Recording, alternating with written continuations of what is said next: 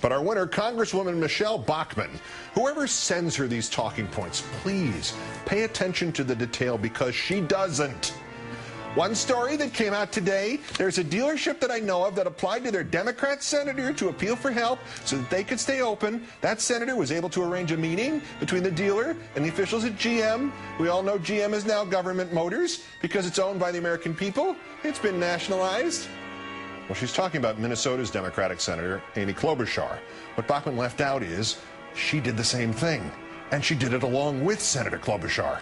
From Bachmann's own website, May 30th, hundreds of people from Lake Elmo and the St. Croix Valley gathered at Fury Chrysler Dodge to send a strong message to Washington that they will not let a successful dealership close without a fight. Owners Jim and Tom Leonard learned their 46-year-old family-run business was marked for closure as part of Chrysler's restructuring.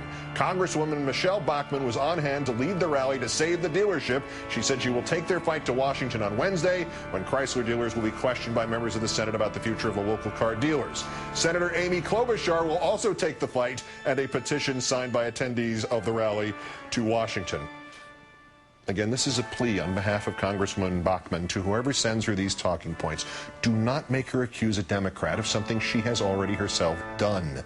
Most importantly, do not make her slam the Democrat with whom she is working to keep a car dealership open for keeping a car dealership open. Also, a bigger typeface on the notes, please, because she also said, one thing that has kept us a superpower has been freedom, free market economists. We are in the process of watching the deconstruction of free market economists before our very eyes. Please, please.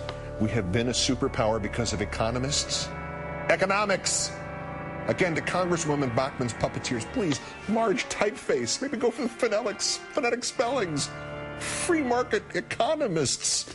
Congresswoman Michelle Bachmann, today's worst person in the world.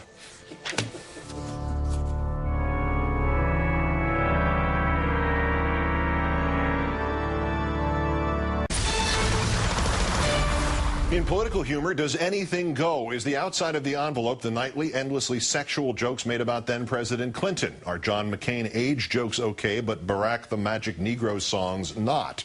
And in our #1 story tonight, David Letterman has now admitted to being guilty of poor taste in jokes about Governor Sarah Palin's daughter, but he insists the jokes were not about her 14-year-old daughter, but rather the 18-year-old. Governor Palin in New York over the weekend, stopping by Yankee Stadium alongside former New York City Mayor Rudy Giuliani. Near my seats, I might add, in protest. The visit provided the inspiration for Letterman's top 10 list last night. Top 10 highlights now of Sarah Palin's trip to New York. #2, bought makeup at Bloomingdale's to update her slutty flight attendant look.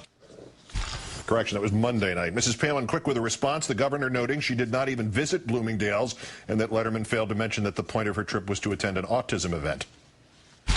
For him to pick up on such a thing, a distortion that, again, is based on a slow news day, evidently, not having anything else to talk about. That's pretty pathetic, good old David Letterman.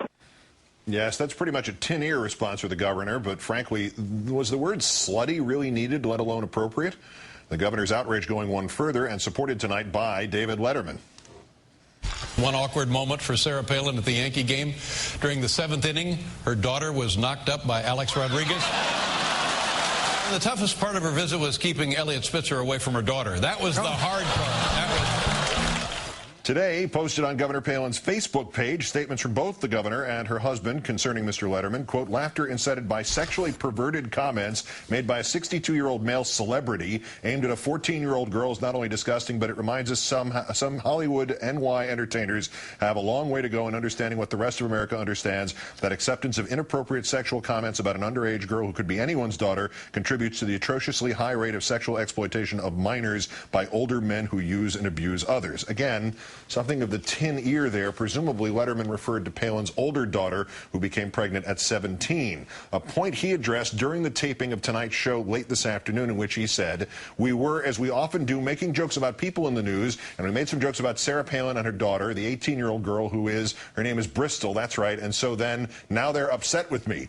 These are not jokes made about her 14-year-old daughter. I would never, ever make jokes about raping or having sex of any description with a 14-year-old girl. I mean, look at my record. It has never happened. I don't think it's funny. I would never think it was funny. I wouldn't put it in a joke, rather. Governor Palin, if you're watching, I would like you to consider coming to New York City, you and Todd as my guests, or leave Todd at home. I'd love to have you on the show. It'd be exciting. All right, so there, I hope I've cleared up part of this. Am I guilty of poor taste? Yes. Did I suggest that it was okay for her 14-year-old daughter to be having promiscuous sex? No.